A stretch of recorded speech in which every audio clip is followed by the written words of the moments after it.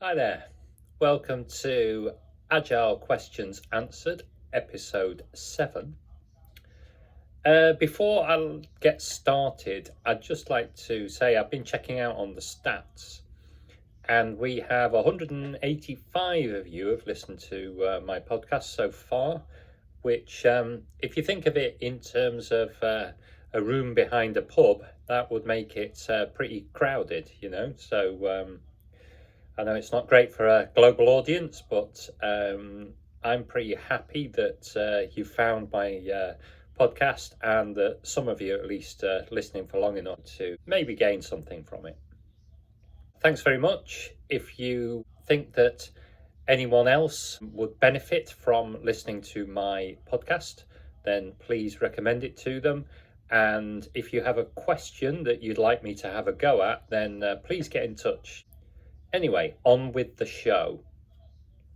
Today's question is a bit of a cheat, really, because it's a kind of contrived question out of some research and some thinking I've been doing over the past couple of weeks. The question is, what are wicked problems and how might Agile help to solve them?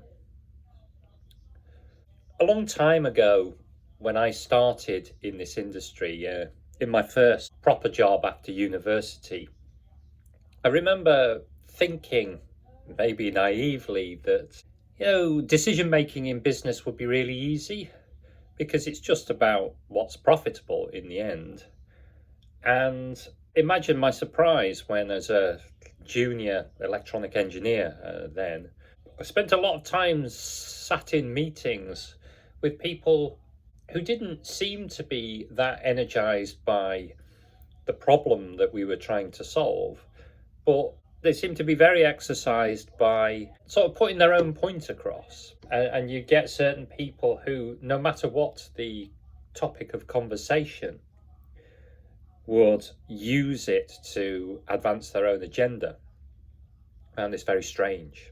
When I started doing Agile in the early 2000s, I had the same attitude. I had seen the big process thing where people were trying to get better at delivering software products by putting more and more process in place, and it wasn't working. And when I discovered Agile as a kind of an alternative to that, and I tried it in a couple of places, and it was, it was very successful. I had that same attitude. I thought, well, this actually works. Surely people will abandon the old process heavy way of doing things for this much more effective approach. As I have said in some of my previous podcasts, the traditional approach, the step-by-step waterfall approach to product development, is kind of the obvious way to do it, but in my opinion, it's not the right way to do it. Coming across wicked problems, I've realized that there's something more subtle and complex going on. So, what are wicked problems? Well, you can understand them by comparing them to tame problems. So, tame problems are problems that are solvable just by following a series of steps. So, for example, quadratic equation. All quadratic equations can be solved, and they can be solved correctly by going through a certain sequence. And if you know that sequence and you're able to do a bit of algebra, you can solve any quadratic equation.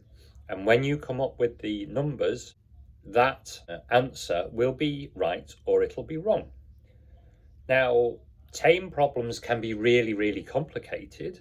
The number of steps that you have to go through might be, 100. But essentially, if you go through all of those steps correctly, then you will get the right answer. That's a tame problem. To understand why product development is not a tame problem, let's look at developing a single feature for a software product. So let's say that What you want to do is allow people on your, I don't know, business accounting project to upload an Excel spreadsheet with, a budget. And then you will display it in your accounting software and you'll do various things with it. So the first thing you're going to have to do after you've done the upload is actually understand the Excel file format. Now, you could write the software to do that by hand from scratch. The Excel file format nowadays is a published format, so it's perfectly possible to do, but it is months of work. It's literally months of work. And the great thing is that whatever language that you're using, somebody will have written that program already, and they will have made it available to you as a software library.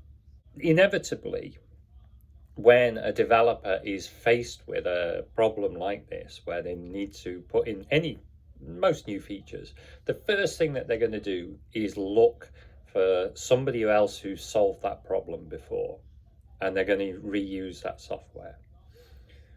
Well, that's all well and good.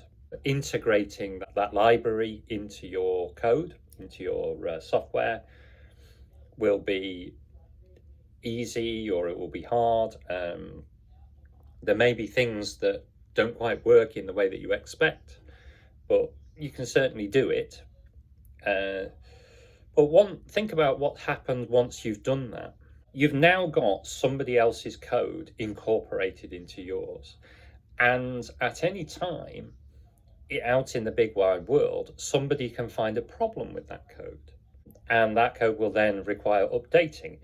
It may need updating in a way that breaks your software. And so you'll have to change the way that your software works in order to incorporate the updated version. And then you're faced with a difficult decision, which is either to leave your software with the old version or upgrade to a new one. And in some cases, that might not be possible because, well, for two reasons. One is that the problem might be a serious security fault, which would leave your software product open to exploitation. And the other is that file formats evolve over time, and you might find that you need to upgrade so that you can support the latest version of Excel for Office. Now, the problem is there is no way of anticipating this. You've no idea if and when that's going to happen and whether those things are going to be relevant to you. So this is a problem that simply cannot be solved. There isn't a right or wrong answer. The best thing that you can do is choose the better answer. So, for example, in the open source world, you might have a choice. So you've got a choice of write your own library, and then there might be 3 other libraries that do things. And typically what you would do is you would look to see what other people are doing. And the library that most other people are using is the library that you would choose. And there's very good reasons for that. The firstly is that if a library's got a lot of support, then it's likely to be kept up to date. And the other thing that's slightly more subtle is that if a library is being used in lots of different places, then the chances are that somebody else will find a defect in that library before you do. And therefore, you won't be exposed to the problem. If you write your own software, then it's absolutely 100% guaranteed that you will be the person who finds the defect in it, and it will affect your code. You can choose to use libraries or not, but there isn't a right or a wrong answer. It's just a better or a worse answer. And this is a feature, a key feature of wicked problems. Wicked problems don't have right or wrong answers, they have better or worse answers. Another key feature of wicked problems is called there's no stopping rule. And what that means is that it's not clear when you've solved the problem. So to take our example of a software library, that's reading in and understanding an Excel spreadsheet, that's not something that you're going to do once. You're going to have to look out for changes in the Excel spreadsheet format and changes to the library. And so you're going to have to keep redoing the same solution. And this is a key feature of wicked problems as well. Hopefully I've persuaded you that software development and product development is a wicked problem. But it is very difficult for everyone to accept that, because there's a lot of people who want to think that everything has a right or wrong answer and that we just haven't found it yet. You actually see this in science. You hear there's quite a lot of scientists, eminent scientists, who believe that everything is ultimately explainable and there's kind of a unified theory of everything. And there are other scientists who believe that it's more like a kind of fractal picture. So you find a solution which describes some kind of phenomenon, which you can use to make predictions, which is what science is. But when you do that, it opens up another mystery. So there's a more subtle mystery that you have to think about.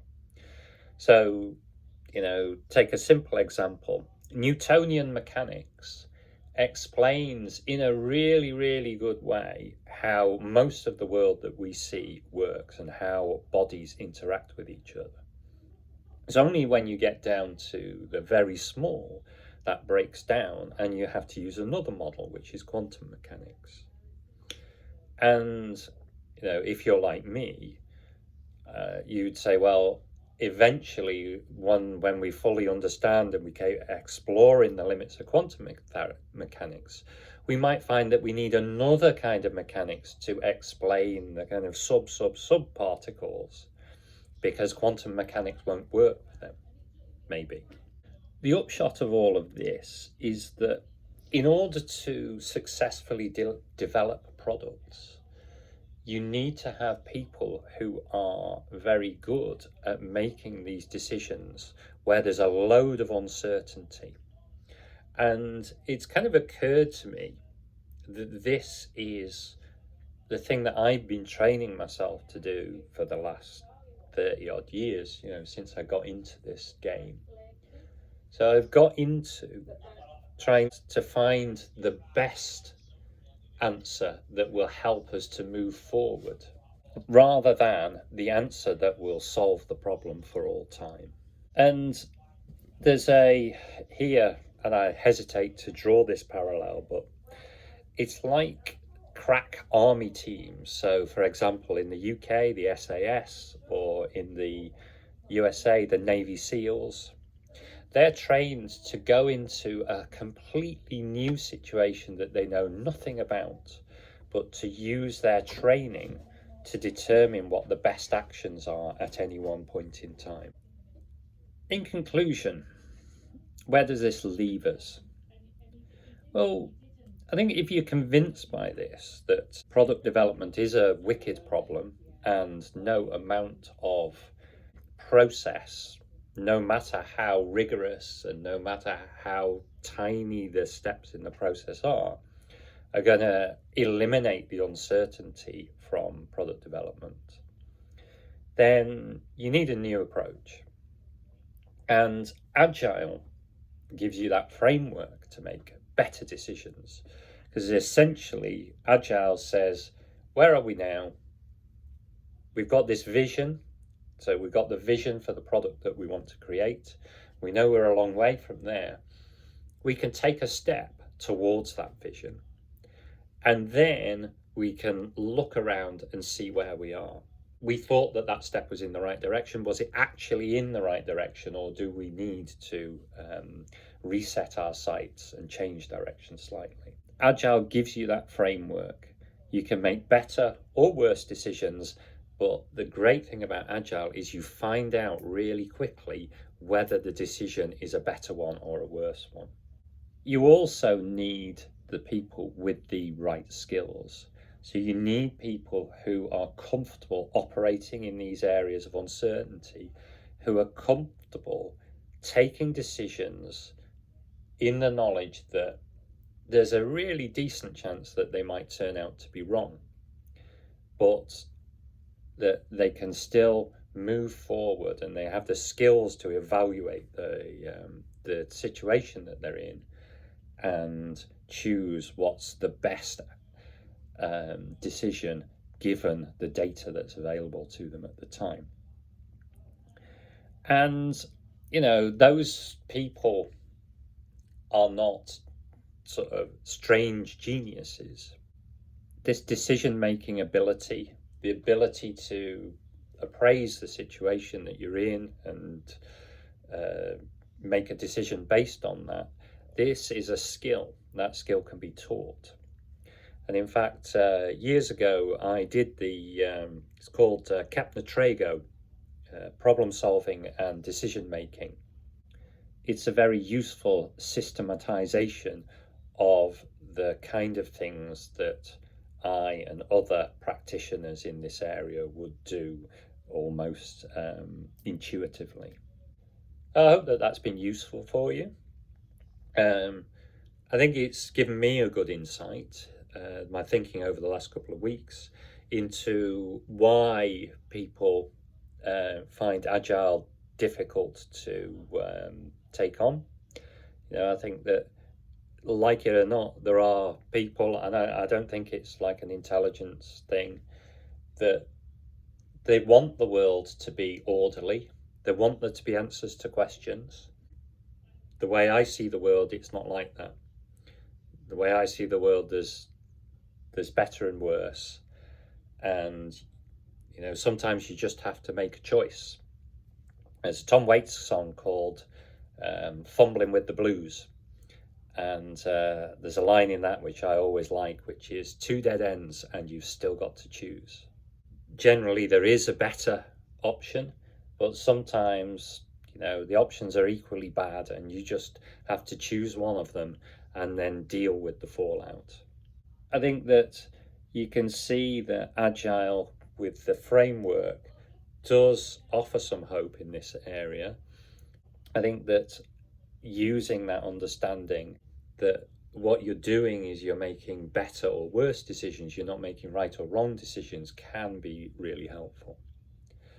So, as I say, I hope you enjoyed that, and I will post another podcast in another few weeks.